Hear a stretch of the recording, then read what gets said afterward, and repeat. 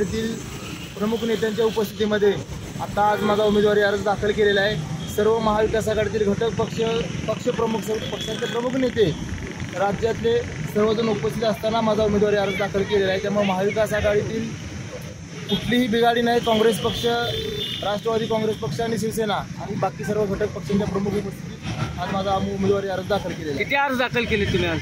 माझा eddy form जोडलेला माझा एक अर्ज दाखल केलेला आहे।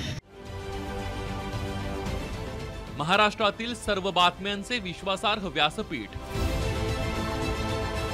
सकाळच्या सर्व सोशल मीडिया प्लॅटफॉर्मला लाईक, फॉलो आणि सबस्क्राईब करा। तसंच सर्व नोटिफिकेशनसाठी बेल आयकॉन प्रेस करायला विसरू नका।